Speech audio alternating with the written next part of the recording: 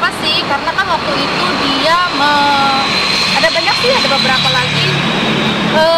Saya sih berharapnya bisa seminggu 2 kali ya. Ya Allah, pengen banget deh. Seminggu 2 kali itu kan saksinya segini banyak, jadi juga kan bisa dengan cepat lah gitu, efektif waktu buat semuanya, bukan hanya untuk kami aja. Tapi ya kami masih ngikutin aja prosesnya, tapi besar harapan kami seminggu 2 kali yuk Pak, Bu gitu. Dan di lain itu juga apa ya sih, udah sih itu aja. Masih ada nanti yang paling jelas sih ini nih, ada lagi 1 orang yang dari minggu lalu sudah dipanggil, ini yang udah kedua kali, berarti minggu depan ketiga kali. Nah, ada apa nih? Ini sih kalau setahu saya dia tuh founder ya, founder untuk bisnisnya dia gitu. Saya juga pengen dengar banget nih testimoninya dari dia gitu loh. Maksudnya bisnisnya dia nih ada berapa sih cabangnya gitu, terus cara meminjamkan uangnya tuh gimana sih, begitu sampai sepercayanya, sampai punya, setahu saya sih ya kan, saya pengen nyocokin juga ya, saya tahu dia punya beberapa cabang, apakah benar segitu atau ada lebih lagi, I don't know. Kan kalau udah di bawah sumpah semuanya harus diucapkan secara sejujur-jujurnya gitu kan. Jadi founder ini ya mudah-mudahan minggu ke depan yang di panggilan ketiga, saya nggak tahu deh kalau panggilan kayak begini. Ya let's see lah gitu. Nggak tahu ya, kalau kemarin kan di kepolisian kan 2 kali nggak datang, 3 kali dijemput ya. Saya nggak tahu kalau prosedurnya sama apa tidak ya. Kita nggak tahu tuh, cuman ya mudah-mudahan di ini aja lah, ditegaskan saja gitu. Saksi tadi hari ini masih dari pihak JPU, dari pembeli kan tadi gitu, tinggal 1 itu tadi. Terus jadi ada kan juga ada sertifikat kami yang terjual atas nama adik saya, kakak saya terjual. Nah, saksi yang tadi dihadirkan adalah para pembeli yang membeli sertifikat yang terjual tersebut. Yang suratnya jelas-jelas sudah diganti, padahal sayanya masih sehat walafiat. Tiba-tiba suratnya sudah berubah atas nama saudari Riri Kasmita, terus diperjualbelikan. Nah, makanya saya garis bawahi hari ini itu benar-benar apakah itu yang disebut sebagai pembeli dengan itikat baik, yang kiranya kita ketahui bahwa banyak banget kejanggalan-kejanggalan di sini gitu. Secara prosedur ya gitu. Kalau ya nggak tahu kalau secara di bawah tanah nggak ngerti lah, pokoknya intinya banyak yang janggal lah. Minggu depan kita sidang lagi, hari Selasa lagi, kita lihat lagi seperti apa. Hari ini kan kita mendengarkan saksi, tapi ya jadi hari ini tuh sebenarnya ada 4 orang. 1 orang lagi-lagi tidak datang, udah 2 kali dipanggil. Kita lihatlah besok lagi kan. Tapi yang pasti 3 orang yang hadir hari ini adalah orang-orang yang katanya sudah membeli tanah mendiang ibu saya, yang atas nama yang ada nama saya, kakak saya gitu. Dan di sini sih saya ngelihat banyak kejanggalannya ya gitu. Kejanggalannya salah satunya adalah di suratnya dibilang katanya sudah menghadap PPAT, tapi ternyata tadi waktu ditanyain siapa PPAT-nya nggak tahu, nggak kenal gitu kan. Terus ditambah lagi juga katanya sudah dibayar dengan tunai, tapi ternyata tadi ada pernyataannya dicicil dan belum lunas, tapi udah bisa ganti nama. Maksudnya gini ya, secara hukumnya banyak yang aneh sih gitu kalau menurut Nirina gitu. Jadi makanya dari tadi Nah bener-bener ngerekam semua pembicaraannya supaya Nah juga bisa tahu, maksudnya Nah punya memorinya juga gitu kan. Tapi sih banyak yang buat saya sih itu pembelian yang aneh gitu, karena jadi banyak prosedur yang harusnya dilakukan tidak dilakukan. Jadi menurut kita apa itu termasuk pembeli beretikat baik ya kalau seperti itu ya. Jadi kita juga jadi pertanyaan aja gitu kan. Dan ditambah lagi juga nggak tahu PPAT-nya yang mana, itu gokil lagi sih. Jadi kok bisa tanda tangan, terus ada yang datang tanda tangan aja. Wow, itu luar biasa ya. Tanpa ditanya sama hakim, kalian tahu nggak apa yang kalian tanda tangan? Nggak tahu kan? Di situ kan disebutkan hari ini dia di setiap AJB atau apa kan hari ini di hadapan saya bla bla bla biasanya kan. Nah itu kan tidak dilakukan dari awal aja, jadi banyak prosedur yang aneh lah menurut. Dan harusnya juga kan PPAT-nya pada saat penandatanganan itu kan harusnya dibacakan. Nggak bisa kita cuma sekedar tanda tangan terus langsung pergi. Istilahnya gini ya, saya mau adopsi kucing aja saya harus tahu gitu kan, ini kucing apa, ras apa, segala macam, dari mana, farmnya dulu sebelumnya di mana digedeinnya. Masa beli tanah tanda tangan cus langsung pergi, nggak tahu PPAT-nya siapa, isi surat yang ditandatanganin juga apa gitu kan. Terus katanya tunai tapi ternyata udah bisa balik nama, tapi ternyata nyicil. Jadi banyaklah kejanggalannya ya. Ini sih kita kumpulin aja gitu kan.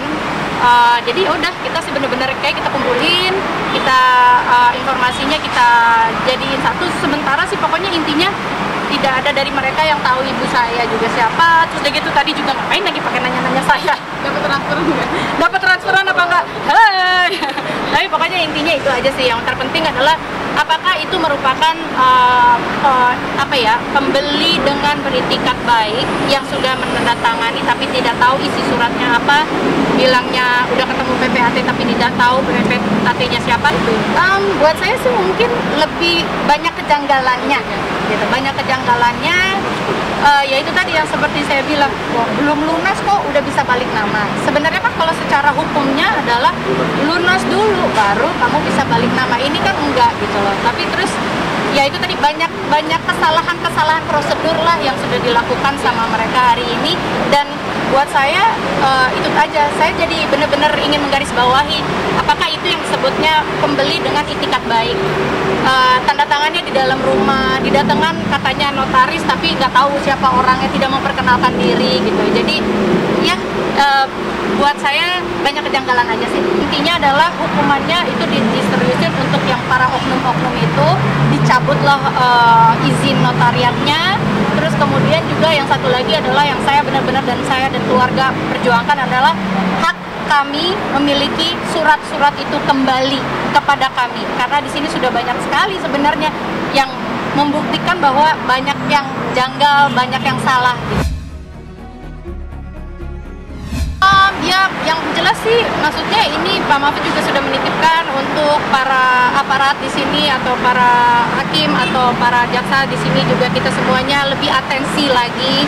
Sudah dititipkan pesan untuk benar-benar ambil keputusan dan juga yang teliti gitu kan. Jadi di sini saya sih sebenarnya di sini adalah ini ya wakil dari masyarakat yang juga banyak yang mengalami hal yang serupa gitu kan. Jadi saya ingin sekali keadilan ini berpihak pada kami korban gitu kan. Jadi intinya apa yang sekarang ini kami perjuangkan sebenarnya salah satunya bukan semata-mata untuk minta bahwa si terdakwa ini dihukum setinggi-tingginya, seberat-beratnya, tapi kami bisa mengembalikan hak kami gitu loh. Surat-surat itu bisa dikembalikan menjadi milik kami, karena di sini yang seperti tadi saya udah katakan banyak loh prosedur-prosedur yang aneh ya gitu loh gitu. Jadi benar-benar saya juga tadi mempertanyakan juga tadi salah satunya adalah ya itu tadi saya nggak tahu nanti hukumannya akan seperti apa, karena sekarang ternyata kalau dalam masa COVID ini ada yang namanya sosialisasi COVID, kalau ada yang namanya asimilasi COVID. Asimilasi COVID itu adalah potongan 50% dari ketentuan maksudnya dari hukuman. Jadi itu 50% dari hasil vonis. Jadi maksudnya saya di sini makanya benar-benar wow, ada yang ya belum lagi remisi, terus belum lagi ada pembebasan ada lagi juga pembebasan bersyarat gitu. Jadi kalau saya di sini itu kembali lagi ranahnya hakim, ranahnya jaksa segala macam, tapi saya dan keluarga benar-benar memperjuangkan kembali lagi di sini kami adalah korban. Kalau ditanya tahu nggak, dia bilang nggak tahu. Ya bukan berbelit-belit, saya justru penasaran kok dinilai berbelit-belit. Apa yang berbelit-belit? Kan itu kan sedang diperiksa di pengadilan. Kalau Riri itu dalam beberapa kali sidang kan menjelaskan itu disuruh ibunya siapa itu? Ibunya Nirina. Sudah tanya belum ke Riri? Kalau yang saya tahu itu klien saya itu menerima order dari rekan PPAT lainnya atas nama Farida. Ya. Semua kolom tanda tangan sudah keisi. Apakah benar Nirina Zubir itu Zubir itu menjual apa tidak? Itu belum terbukti di pengadilan. Fakta lainnya menunjukkan dia terima uang transfer. Ditransfer sekian miliar, kan ada itu fakta-fakta persidangan. Nah, tinggal kita tunggu aja nanti selesai.